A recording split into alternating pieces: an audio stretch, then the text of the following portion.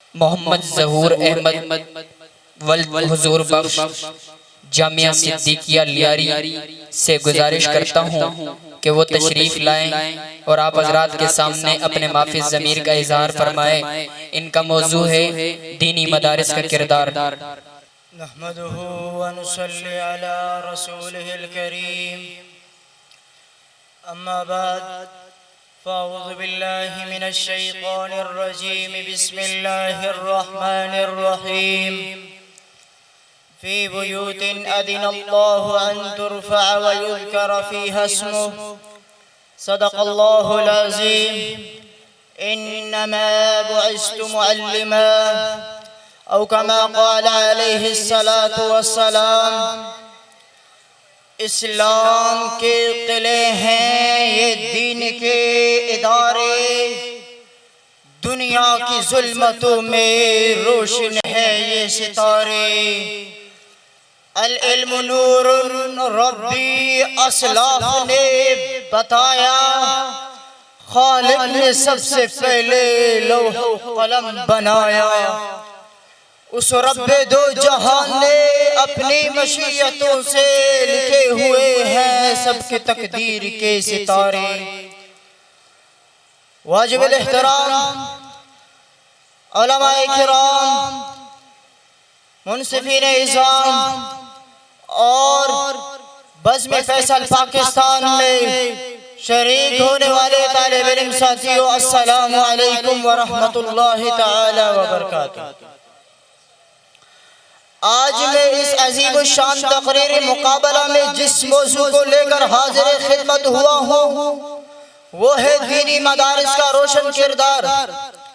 میرے دوستو، دینی مدارس کا روشن کردار صرف آج نہیں بلکہ تخلیق کائنات سے قبل مجھے آسمان کی بلندیوں پر سورج کی طرح چمکتا ہوا نظر آتا ہے جب خالق لم یزل معلم ہونے کی حیثیت سے وعلم آدم الاسماء کلہا کا اظہار کر کے مدرسہ کے سب سے پہلے متعلم کو ملائکہ پر فوقیت دی۔ پھر وہی مدرسہ آسمان دنیا کے نیچے مکہ المکرمہ میں دار ارقم کے نام سے ایک صحابی کے گھر میں قائم ہوا۔ یاد رکھیے، مدرسہ کسی عمارت کا نام نہیں، مدرسہ کسی سنگ و خشدیر کا نام نہیں، بلکہ مدرسہ نام ہے اس جگہ کا جہاں پر معلم اور متعلم کی نسبت قائم ہو جائے۔ میرے دوستو، دنیا میں کسی چیز کا وجود اتنا ضروری نہیں جتنا مدارس کا وجود ضروری ہے۔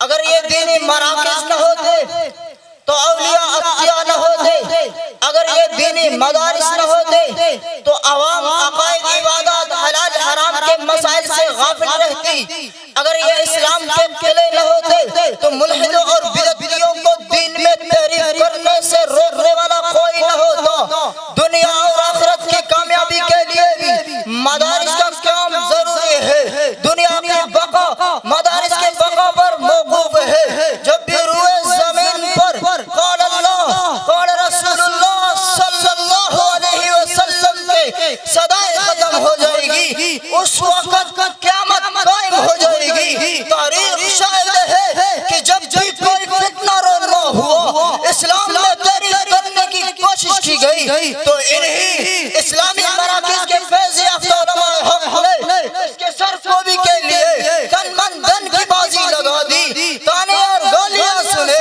جیل کی کال کوٹریوں میں زندگی گزارتے رہے۔ تانے اور گالیاں سنے، جیل کی کال کوٹریوں میں زندگی گزارتے رہے، اپنے گردنے کٹوا دیے، لیکن کسی ملحد بے دین جابر ظالم حکمران کو شریعت کے کسی ادنا سے ادنا حکم میں تحریف کرنے کی اجازت نہیں دی۔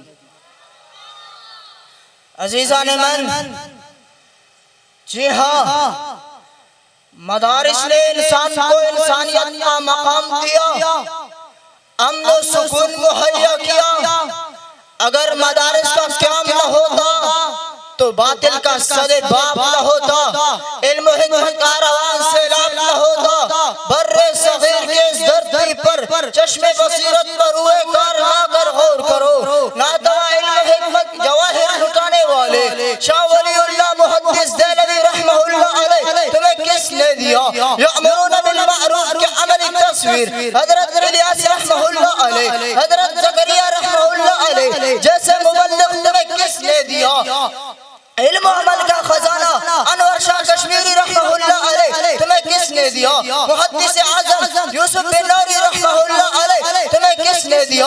حکیم الامت حضرت تھانوی رحمہ اللہ علیہ تمہیں کس نے دیا؟ کتابت کا تاج بادشاہ سید عطا اللہ شاہ بخاری رحمہ اللہ علیہ تمہیں کس نے دیا؟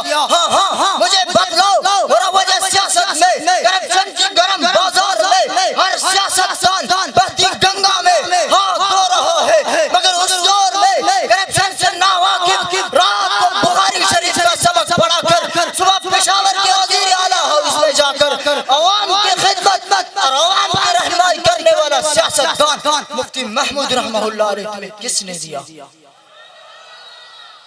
میرے دوستو، اس گلستان کے ایک ایک پھول کو اٹھا کر تو دیکھو، تمہارا ضمیر یہ گواہی دے گا کہ یقیناً مدارس کا کردار تو سورج کی طرح چمکتا ہوا نظر آتا ہے۔ مدارس ہی وہ تعلیمی ادارے ہیں جہاں حریت فکر کی پاسبانی کی جاتی ہے، انسانیت کو انسانوں کے غلامی سے نکال کر خالق کائنات کے عبادت پر لگانے کا آفاقی طرز دیا جاتا ہے۔ یہی وجہ ہے کہ آج عالم کفر ان مدارس کے پیچھے ہاتھ دھو کر پڑ گیا ہے، ان کا کردار محدود کرنے کے لیے اپنا پورا زور صرف کر رہا ہے۔ عالم میڈیا پر پروپیگنڈا ہے کہ دینی مدارس میں انتہا پسندی کی تعلیم دی جاتی ہے۔ ہم انہیں شاعر کے اشعار کے سوا اور کیا کہہ سکتے ہیں؟ رشتہ دیوار در تیرا بھی ہے میرا بھی ہے، مت گرا اس گھر کو یہ گھر تیرا بھی ہے میرا بھی ہے، کیوں لڑے ہم ایک ایک سنگ میل پر، اس میں نقصان سفر تیرا بھی ہے میرا بھی ہے۔ وآخر دعوانا الحمدللہ رب العالمین۔